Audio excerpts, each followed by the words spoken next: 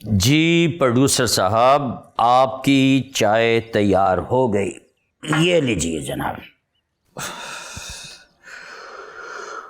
अब चाय बनाने गए, बैठे बैठे आंख लग गई थी।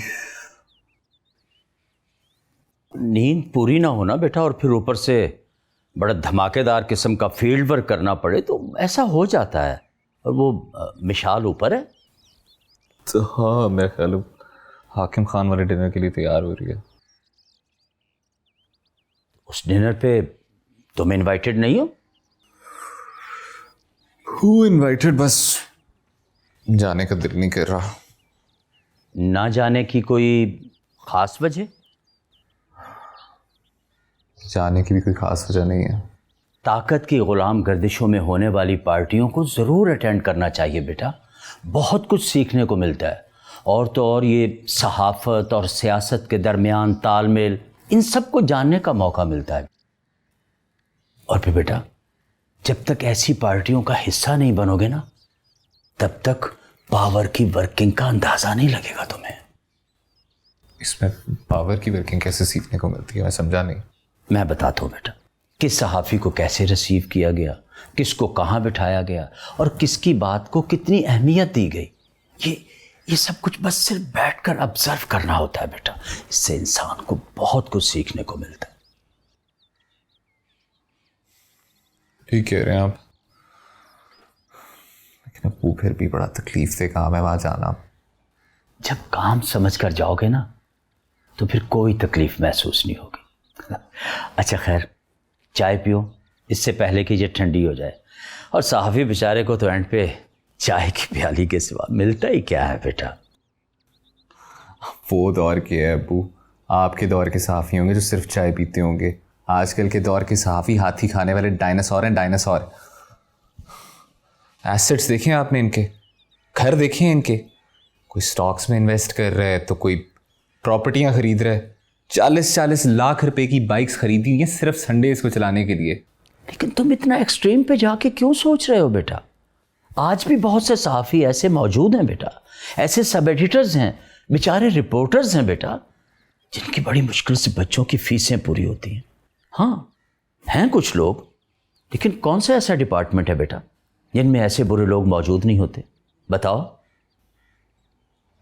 नहीं, सही कह रहे हैं आप, मैं तो बस ऐसे ही बहक गया था। अब बहक ना छोड़ें जनाब, चाय पिएं और जाने की तैयारी करें।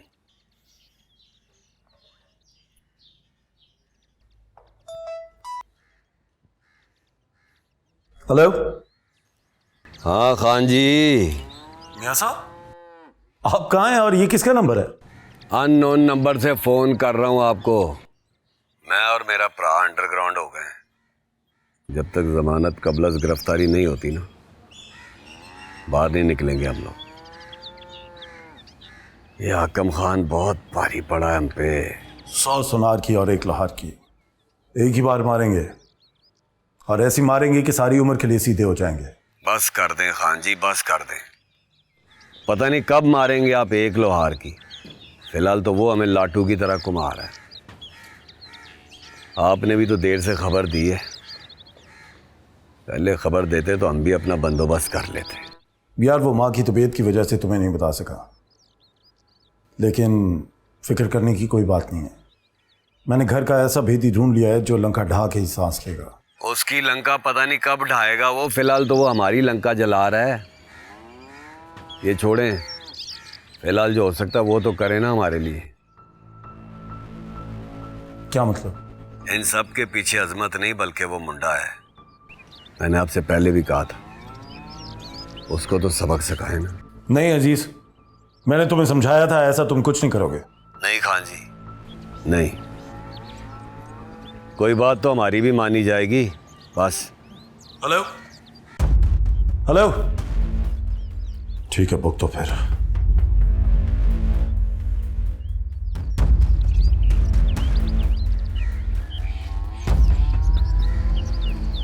फोटो व्हाट्सएप की है मैंने। हाँ, ज़्यादा मसाला नहीं देना, समझ गया? चल।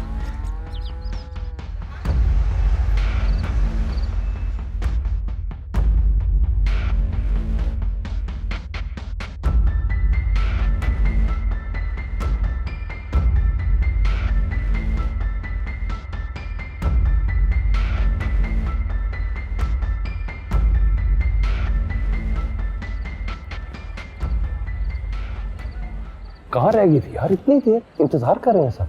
वो बस ट्रैफिक बहुत थी इसलिए हम लेट हो गए। चलो तुम्हारा पूछ रहे थे, आ जाओ।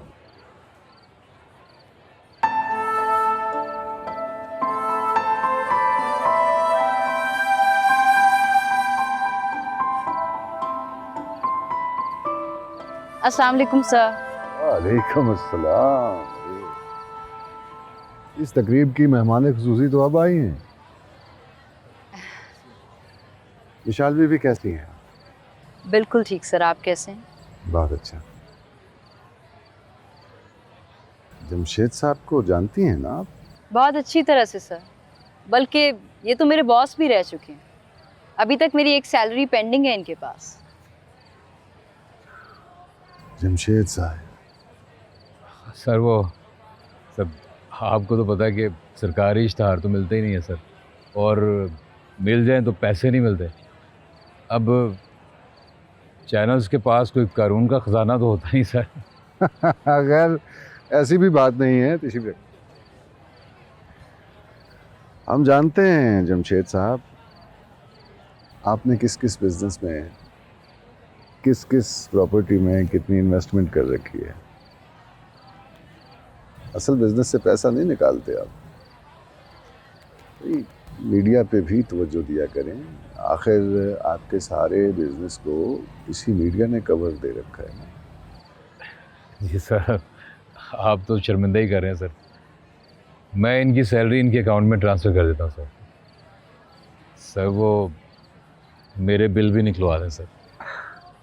ये होता है अजमत साहब असल बिजनेसमैन। यहाँ भी वो अपना बिजनेस नहीं भूले। तो सर मियाँ अजीज़ को पता है कि आप इस पार्टी में आए हैं? इस पार्टी में मौजूद किसी भी शख्स का मियाँ अजीज के साथ अब ताल्लुक नहीं है। वो अब किस्सा पारीना बन चुका है। नवीद खान को नहीं बुलाया सर आपने? अच्छा सवाल है। भाई नवीद खान हमारी पार्टियों में कहाँ आता है? वो तो किदा ही मफरूरा नू खाना देंदा वदा उसी।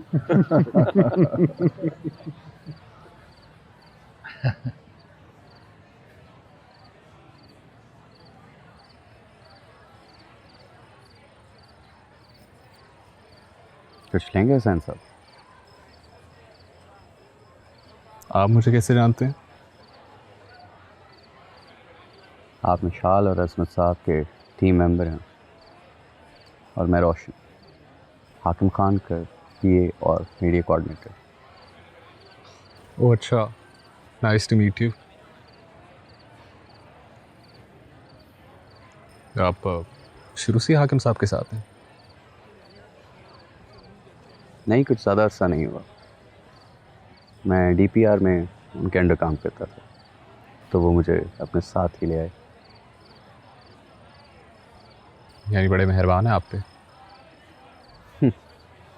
हाकिम खान जब किसी पे मेहरबान होता है तो उस इंसान को अपना बना देता है। उनकी इनायात के मुख्तलिफ तरीके, किसी को इश्तिहार, किसी को ब्रेकिंग न्यूज़, किसी के लिए पार्टी और कुछ के लिए तो सब कुछ। क्या मतलब? मतलब तो सहाफ़ी पूरी ढूंढते हैं।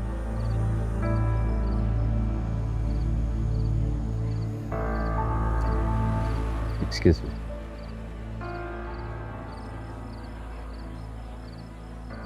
विशाल बीबी, अगर आपके पास नवीद के खिलाफ कोई ठोस सबूत है तो दीजिए, हम उसके खिलाफ कार्रवाई शुरू करवा देते। जी सर, हुसैन की रिसर्च के मुताबिक ये उन्हीं ट्रोलर्स का काम है जो नवीद खान के लिए काम करते हैं। सर हाँ, इस केस में अगर नवीद खान पकड़ा जाए ना तो बात बन जाएगी सर। वो क्या नाम बताया था आपने उस बच्चे का, वो जिसने ये शरारत की है? सर उसका नाम आशिर है।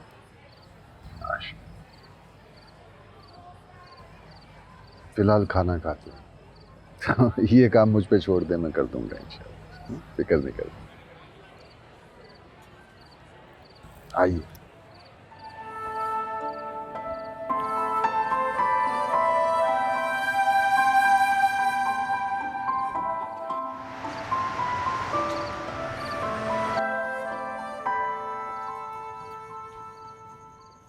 खुदा हाफिज, गुड नाइट। विशाल, हाँ,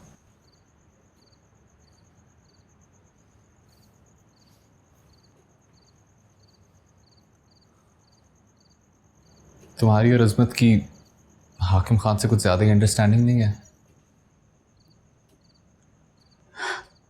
क्या मतलब? नहीं मतलब, लग नहीं रहा था तुम लोगों से पहली बार मिले हो।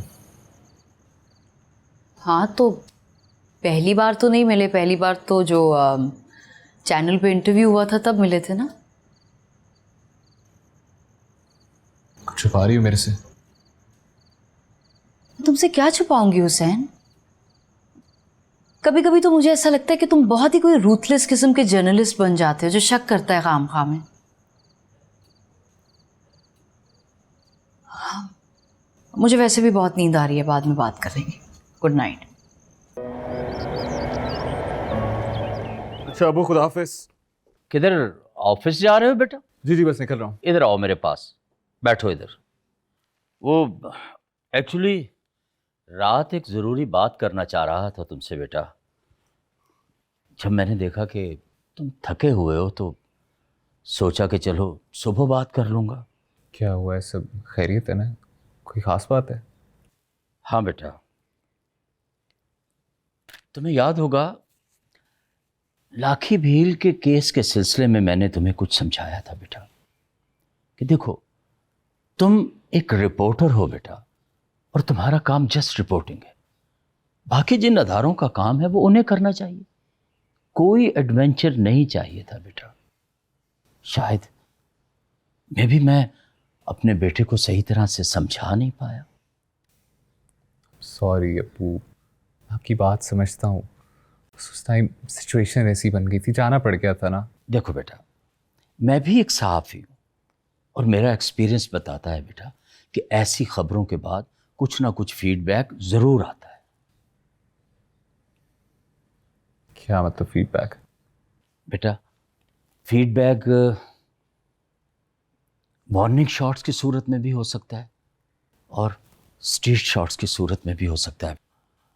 लेकिन तुम्हें अब बहुत ज़्यादा एहतियात करनी है बेटा, ये जहन में रखो। बल्कि ऑफिस जाते हुए तुम्हें रास्ते बदल कर जाने चाहिए, वापस आते हुए भी अपना रास्ता बदल कर आया करो बेटा। और हाँ, हो सके तो मिशाल को अपने साथ बिल्कुल ऑफिस मत लेकर जाना। हाँ नहीं, विशाल को तो ऑफिस की गाड़ी पिक करती है। कुछ भी है बेटा, एहतियात ज़रूरी है, समझे? अप्पू, आप फिक्र ही मत करें, ये सब तो चलता रहता है, it's part of the game. लेकिन मैं एहतियात करूँगा। जीते रहो। अच्छा मैं निकलता हूँ, ख्याल रखें। अल्लाह हाफिज़। This is your new office. कैसा लगा? बहुत अच्छा। कोई चीज अच्छी नहीं लगी तो तुम बता सकती हो। नहीं, वो मैं सोच रही थी कि इससे पहले हुसैन के साथ कैबिन शेयर करती थी, पता नहीं उससे कैसा लगेगा। कम ऑन यार, तुम हमारे चैनल की लीडिंग न्यूज रिपोर्टर और एंकर हो, कैबिन तो बनता है। ये बात भी बिल्कुल ठीक है। और दूसरी बात जो ठीक है वो ये है कि ये कुर्सी आपका इंतजार कर रही है। प्लीज आइए।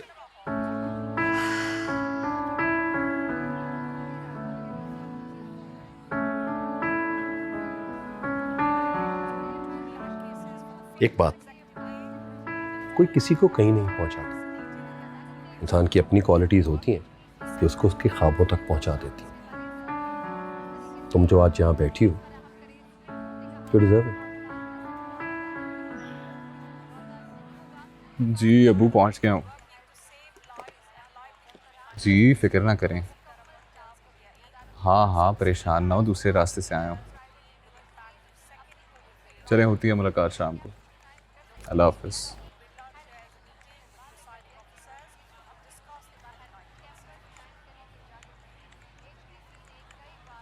यार सुफियान, विशाल को देखें, ऑफिस नहीं आई। हुसैन भाई आपको नहीं पता? क्या? उस्मान साहब ने उनको नया ऑफिस दे दिया, वहीं पर है।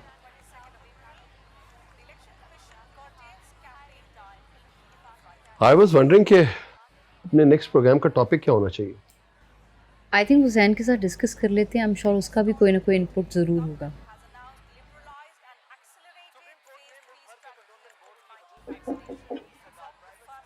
Think of the devil. And here you are. मुबारकबाद नहीं दोगे मिशाल को उसके ऑफिस? क्यों नहीं सर, बल्कि शायद मुझे पहले पता होता तो मैं केक भी ले आता। तो दरअसल मुझे भी पहले नहीं पता था, अजमत साहब ने अभी बताया। अरे यार कैसा सरप्राइज। तो जितनी भी टीम लीड्स हैं उनका अपना अलग कैबिन होता है, तो as she is the team lead of her program तो अलग कैबिन तो बनता है। क्यों सर? बिल्कुल सर, ठीक कह रहे हैं आप। वे मिशाल, बड़े अफसोस की बात है, मुझे नहीं पता था तुम इतनी कंजूस हो। कोई चाय, कोई कॉफी, कोई खाना पीना कुछ भी नहीं। मैं अभी ऑर्डर करती हूँ। बैठो हुसैन।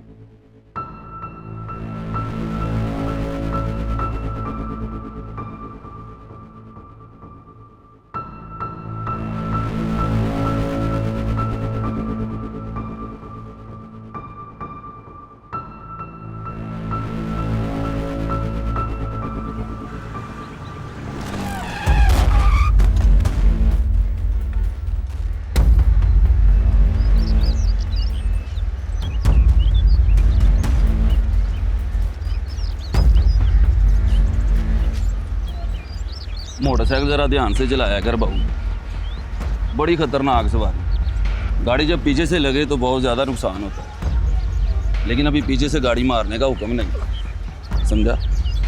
चल मेरा बेटा।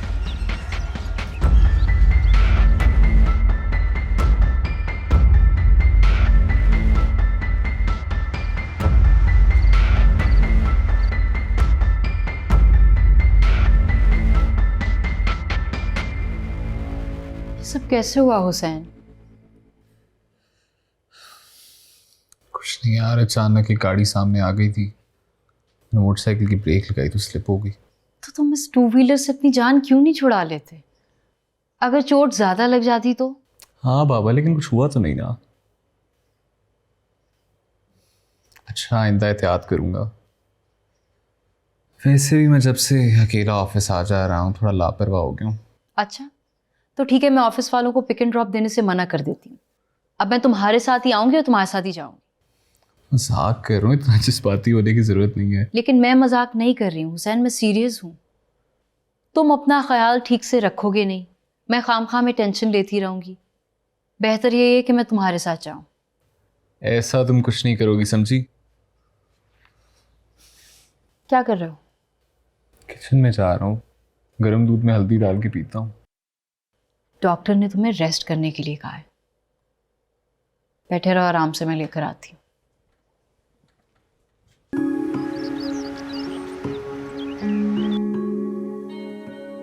मुझे तो ऐसे लगता है बेटा जैसे ये उसी अजीज के बंदे थे सारे।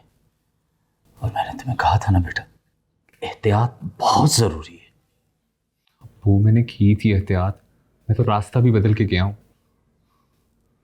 पता नहीं, शायद उन्होंने मुझे ऑफिस से मार्क कर लिया था। उनमें से किसी बंदे की शनाख्त?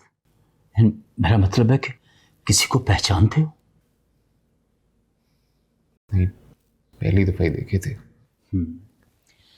फिर मेरे ख्याल में बेटा हमें पुलिस स्टेशन जाकर रिपोर्ट दर्ज करवानी चाहिए। कोई फ़ायदा नहीं है अब्बू, नामालूम अफराद के खिलाफ रिपोर्ट दर्ज होती है और हमारे थाने भरे पड़े हुए हैं इस तरह के केसेस से। कोई फ़ायदा नहीं है। मिशाल को बताया?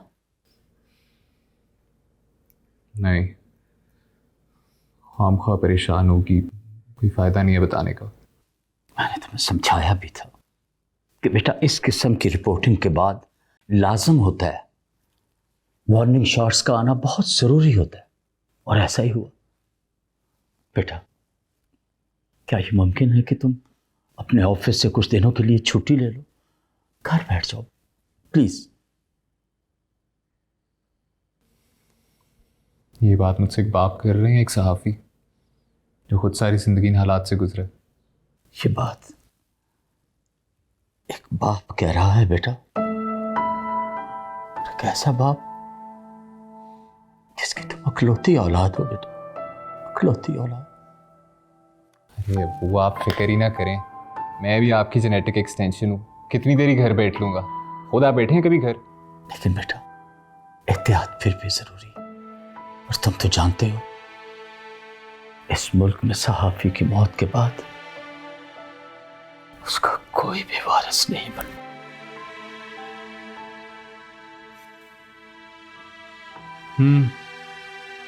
कह तो आप ठीक रहे हैं, लेकिन अब्बू मौत तो एक दिन आनी आनी है। किसी बीमारी से मरने से बेहतर नहीं इंसान हुर्रियत फिक्र से मर जाए। टाइमिंग ज्यादा रोमांटिक भी है। और ना भी ना, खबरदार अगर दोबारा तुमने इस किस्म की बात की तो तुम तो जानते हो बेटा तुम्हारा बाप अब उम्र के इस हिस्से में है, ऐसी बातें नहीं बर्दाश्त होती मुझसे। आप ओहो यार आप तो सीरियस ही हो गए हैं। अच्छा चलें उठ के नाश्ते की तैयारी करें। यार मैंने कल से कुछ नहीं खाया, वो भूख लग रही है मुझे। अच्छा जी भूख लग रही है अपनी बड़ी फिक्र है और बाप का कोई ख्याल नहीं है। एक बात सुन लो बेटा, अब मुझसे ये घर भर के काम नहीं होते। हाँ बस अब तो शादी होनी चाहिए। हाँ लेकिन ये तो अम्मा के फौरन बाद बात करनी चाहिए थी ना। थोड़ी ज्यादा देर हो गई है मेरा ख्याल है। उल्लू मैं तुम्हारी शादी की बात कर रहा हूँ, अपनी नहीं। और दूसरी बात ये कि दुल्हन भी हमारे घर में मौजूद है। बस निचले पोर्शन से बारात ने घिंग करके ऊपर वाले पोर्शन में जाना और अल्लाह अल्लाह खैर सला। वाह भाई, अब मेरे मैरिज ब्यूरो भी बन गए हैं आप। भाई मैंने ये नाश्ता नहीं करना, अगर इतना ही भारी पड़ना है मैंने नहीं करना। बैठो बैठो बैठो बैठो बैठो। आया बड़ा, खुद ही नाश्ता बना लेता हूँ, तुम्हारी भूख मरती नहीं है ना। ये जो मैंने बात की है ना, इससे जो तुम्हारे मन में लड्डू फूट रहे हैं खुशी से, उससे भी तुम्हारी भूख नहीं मर रही है। बैठो, नालायक ना हो तो मैं बना के लाता हूँ। तुम्हें पक्का यकीन है कि उसका एक्सीडेंट हुआ? कहीं अजीज ने तो उस पर हमला? अजीज ने हमला? हुसैन ने तो मुझसे ऐसी कोई बात नहीं की, लेकिन आप ये बात बार बार क्यों कह रहे हैं? देखो इन तमाम वाकयात के बाद ये सब कुछ होना टाइमिंग। नहीं नहीं नहीं अजमत, ऐसा कुछ नहीं हुआ। और अगर ऐसा हुआ होता तो हुसैन लाजमी मुझसे एटलीस्ट डिस्कस तो करता। मैं भी तो इसीलिए पूछ रहा हूँ, अगर कोई मसला है तो मुझे बताओ ताकि मैं हाकिम से कह के उसकी सिक्योरिटी करवा सकूँ। पता नहीं, I think we are just over thinking. हम सिर्फ कंक्लूजन्स पे जंप कर रहे हैं। और ये कैसे हो आप हुसैन? हाँ भाई तुम्हारी बात हो रही थी, कैसी तबीयत है? सब बेहतर है, जख्म थोड़े स्टिफ हो गए हैं, पार्ट ठीक हो जाएगा। अच्छा तुम प्लीज बैठो।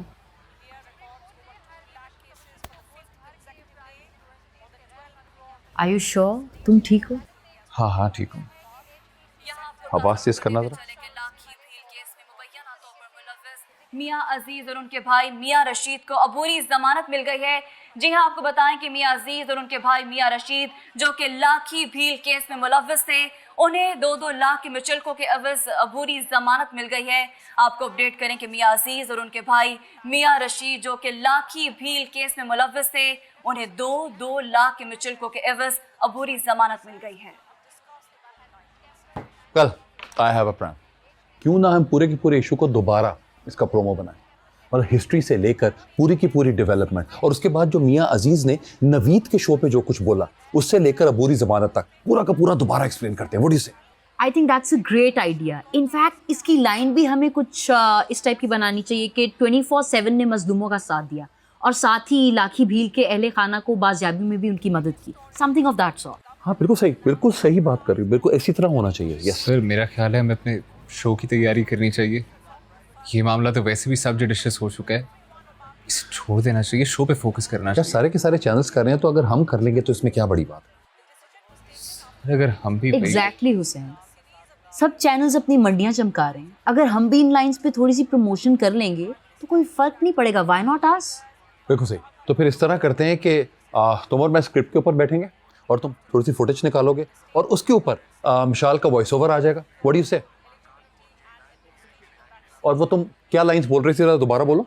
मैं ये कह रही थी कि अगर हम स्टार्ट करें एक तो 24/7, क्योंकि हमने न्यूज़ ब्रेक की थी, और साथ ही लाखी भील के अहले खाना का बिल्कुल ठीक है, उनका इनकॉर्पोरेट करें इनपुट साथ। मेरा ख्याल है इसको एक दफ़ा पेन डाउन कर लो, उसके बाद फिर देखते हैं। बिल्कुल ठीक है। शाबाश।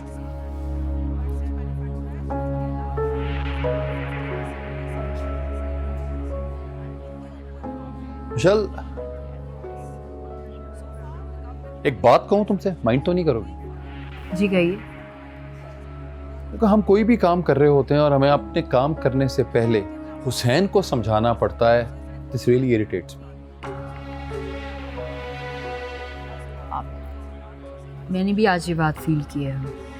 डोंट वरी, मैं खुद उससे बात करूंगी। देखो, अगर हम उसकी आइडियलिज्म पे रहते ना तो ना तुम दोबारा ऑन एयर होती और ना तुम पे वो हैशटैग का दाग खत्म होता।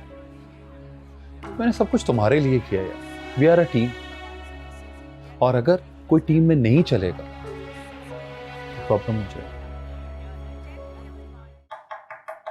कौन? अरे भाई दरवाजा तोड़ोगे क्या?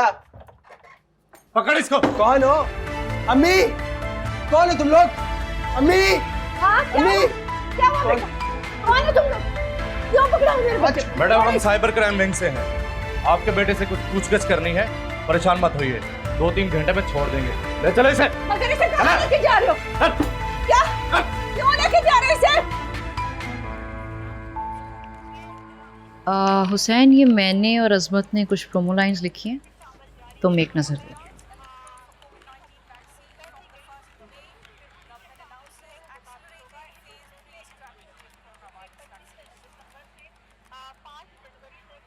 बहुत टैबलॉइड किस्म का नहीं लिखा हुआ। इसमें से कौन सी लाइन तुम्हें बहुत टैबलॉइड किस्म की लग रही है? लाखी भील के केस का हुआ खुलासा, ये क्या है? तो आजकल इसी तरह की लाइंस चल रही हैं जो कैची हों, जो आवाम की अटेंशन हासिल कर सकें। इसमें गलत क्या है? क्या हो गया मिशाल? ये सीरियस जर्नलिज्म नहीं है, हमें इसी में से बाहर निकलना है, तुम इसी में उतरती जा रही हो। तुम ना एक बात समझ लो, ये वो मिनहाज बरना, हुसैन नकी, ज़ियाउद्दीन साहब वाली जर्नलिज्म का दौर नहीं रहा। अब यहाँ पर वो जर्नलिज्म नहीं चलती हुसैन। मैं भी इसी तरह की जर्नलिज्म करने की कोशिश कर रही थी जब नई नई आई थी, लेकिन क्या हुआ? ना हाथ में नौकरी थी ना तनख्वाह। अब जब दोनों मिले हैं तो मेरी अपनी कम्युनिटी के लोग उसे मुझसे छीनने की कोशिश कर रहे हैं। हाँ, लेकिन हमें भी इनकी तरह का नहीं बनना, व्हाट्सएप से मिलने वाली खबरें नहीं ब्रेक करनी। अभी इसी फील्ड में काम कर रहा हूँ मिशाल। तुम ना अभी तक आइडियलिज्म का शिकार इस वजह से हो क्योंकि यूनिवर्सिटी से बाहर निकलते अंकल की वजह से जॉब मिल गई। छोटी छोटी एकेडमीज में तुम्हें दिन में जॉब नहीं करनी पड़ी, मजबूरी में किसी के आगे हाथ नहीं फैलाने पड़े, उधार नहीं मांगना। मैं आज जिस पोजीशन पे हूं उसे इतनी आसानी से नहीं जाने दूंगी। बार बार मौका नहीं मिलता ऐसी करियर चॉइसेस करने का, और इसे मैं बना कर रहूंगी।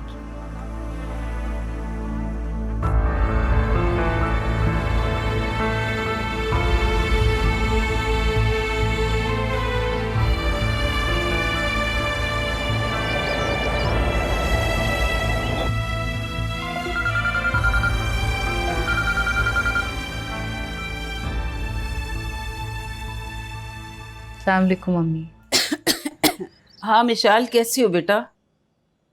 मैं तो ठीक हूँ, आपकी तबीयत ठीक है?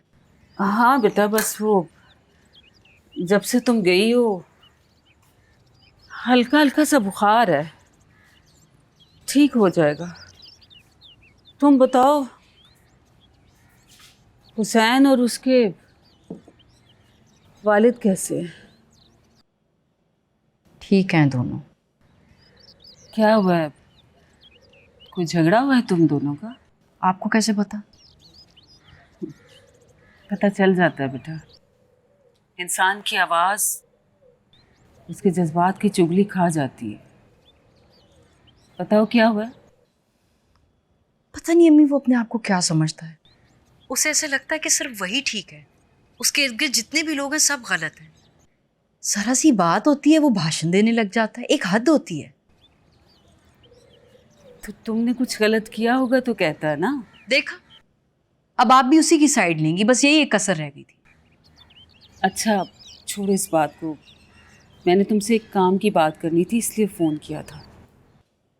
कौन सी बात? बेटा वो माहम और उसका शौहर आए थे, वो इस घर में शिफ्ट होना चाहते हैं। इस मकान में शिफ्ट होना चाहते हैं? क्यों? मिशाल वो तंग है, वहाँ पर छोटा सा कमरा है, इतने ज़्यादा लोग हैं वो, तो मैं भी यहाँ पर अकेली होती हूँ और तुम तो हो नहीं यहाँ पर, तुम्हें कौन सा वापस आना है। अम्मी आप एक बात समझ लें, अगर वो इस घर में आ गए फिर यहीं डेरे डाल के पूरी ज़िंदगी बैठ जाएंगे। हाँ जानती हूँ मैं, लेकिन क्या करूँ, तंग भी तो है ना वो वहाँ पर। ठीक है, मेरा काम था आपको समझाना, आगे जैसे आपकी मर्जी। वैसे मैं भी शिफ्ट होने का सोच रही हूँ। क्यों? तुमने क्यों घर शिफ्ट करना? अम्मी मुझे ज़रा सी प्राइवेसी चाहिए, थोड़ी इंडिपेंडेंस चाहिए, और मुझे लगता है हुसैन के साथ अब यूँ रहना मुनासिब नहीं है। तुम तो वहाँ पर अलग पोर्शन में रहती हो ना। हाँ लेकिन फिर भी। चलो ठीक है, जैसे तुम्हारी मर्जी। मैं आजकल अपार्टमेंट्स ढूंढ रही हूँ, जैसे कोई अपार्टमेंट मिलेगा शिफ्ट हो जाऊँगी और आपको भी अपने पास ही बुला लूँगी। मुझे अब आपकी ज़रूरत है अम्मी। ठीक है बेटा, देख लेंगे बाद में। खुदा हाफिज़। खुदा हाफिज़। सर वीडियो उसी लड़के ने बनाई थी और ये उसी चैनल में किसी आबिद नामी लड़के से वीडियो का सौदा करने गए थे, जहाँ पर इनके साथ डकैती की वारदात हो गई और इनसे मोबाइल छिन गया। तो इसका मतलब तो ये हुआ कि आबिद भी इसमें मुलव्वस हो सकता है? हो सकता है सर, और ये भी हो सकता है कि इनके साथ डकैती की वारदात करवाई गई हो ताकि इस वाक़े को एक नया रंग दिया जा सके।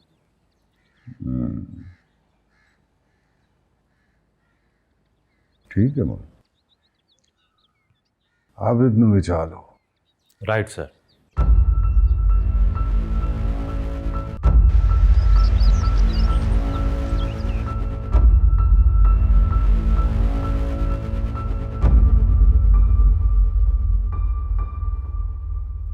क्या सोच रहे हैं मियाँ जी? हिसाब लगा रहा हूँ, हिसाब। इतना कुछ करने के बाद हमारे हाथ तक कुछ भी नहीं आया। उस लड़की को नीचा दिखाने के लिए लाखों रुपए लगा दिए, लेकिन वो लड़की बुरे दिनों की तरह हमारे मुंह पर आकर लगी। हल्के की सियासत क्या ठीक करनी थी, हाकिम खान से जान बचाना मुश्किल हो गया। मियाँ साहब, मैंने तो अपनी तरफ से पूरा काम डाला हुआ था।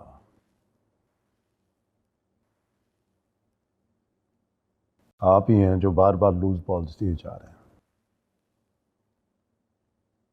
सारा कसूर आप लोगों का है। आप लोगों से एक लड़का काबू में नहीं आ रहा। उसने ओकाड़ा से लेकर लाहौर तक पूरी गेम खेल दी, लेकिन आप लोगों को पता ही नहीं चला। तो अब मैं क्या करूं? और रहने दो खान जी, रहने दो। मुझे तो लगता है हाकिम खान से जीतना हमारे बस की बात नहीं। मेरी मंजी तो ठोक दी है उसने। अगली बारी आपकी है। कोई बड़ा जाल बिछाया उसने आपके लिए।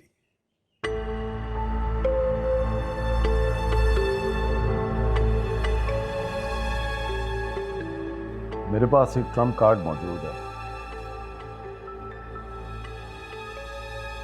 ऐसे नहीं जाऊंगा मैं।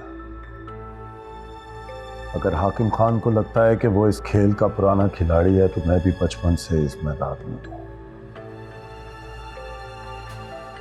ऐसे नहीं जाऊंगा मैं।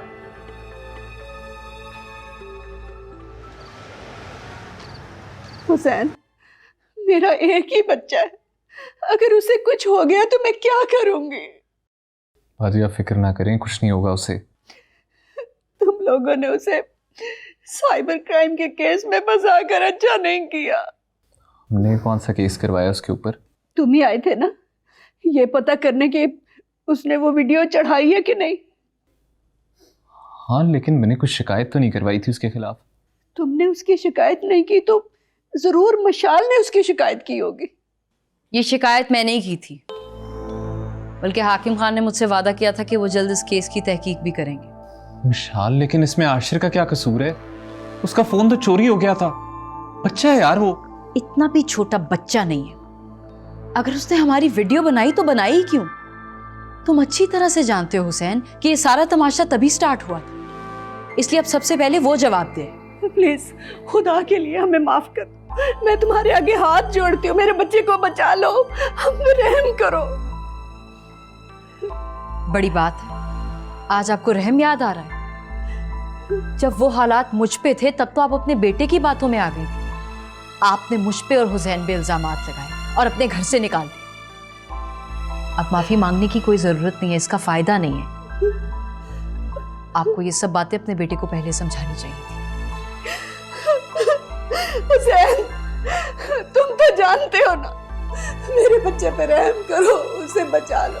वो नाबालिग है, उसे अच्छे बुरे की तमीज नहीं है, बेवकूफ है, वो गलती कर बैठा है, बचा लो, माफ कर दो। बाजिया परेशान ना हो, विशाल अभी जरा गुस्से में मैं उससे बात करता हूँ।